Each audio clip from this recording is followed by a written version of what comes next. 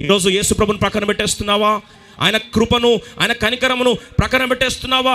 కనికరించుటలో ఆనందించే దేవుడును ప్రక్కన పెడితే, ఆయన కనికరాన్ని పక్కన పెడితే తీర్పు రాక తప్పదు. ఆ తీర్పు ఎవరు కూడా తట్టుకోలేరన్న సత్యాన్ని దేవుని సేవకుడు మరొకసారి జ్ఞాపకం చేస్తున్నాను. ఈ రాత్రి ఈ వాక్ శబ్దాన్ని ఎక్కడి నుంచి వింటున్నావో తెలియదు, కానీ దేవుడు నీతోనే మాట్లాడుతూ ఉన్నాడు.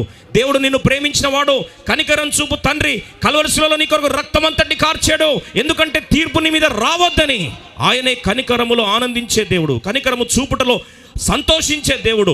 తన్ను తాను కల్వరిశిలలో అప్పగించుకున్నాడు. ఒక్కసారి యేసు వైపు చూడు. ఆ శిలువను పక్కన పెట్టే దుస్సాహసం చేయొద్దని మరొకసారి దేవుని సేవకుడు జ్ఞాపకం చేస్తున్నా. నువ్వు నరకానికి వెళ్ళేది తప్పు చేసినందుకు కాదు, ఎందుకంటే అందరూ పాపులే, ఏ భేదము లేదు.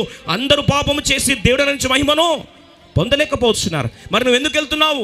ఎందుకు అగ్నిగుండంలో అగ్ని ఆరదు, పురుగు చావదనే ఆ భయంకరమైన నరకాగ్నికి ఎందుకు వెళ్తున్నావు అంటే, నువ్వు పాపము చేసినందుకు కాదు వెళ్ళేది, దేవుని కనికరమును నువ్వు కాదన్నందుకు.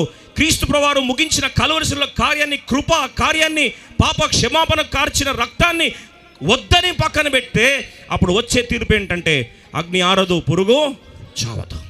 ఈరోజు దేవుడు ఆహ్వానిస్తూ ఉన్నాడు, కనికరము చూపు తండ్రి దగ్గరికి వస్తావా? You want to come back to the father who is merciful. నీ పాపములు క్షమించాలని ఇష్టపడుతున్న దేవుడు, ఆనందిస్తున్న దేవుని కడకు రావాలని కాస్తుంటే నేడే నీ జీవితంలో రక్షణ విధంగా దేవుడు మార్చునుగాక. నీ జీవితాన్ని దేవుడు ముద్రించునుగాక. జీవనందంలో నీ పేరును దేవుడు ఈరోజు ఈ రాత్రి నీ పేరును జీవనంలో రాయునుగాక.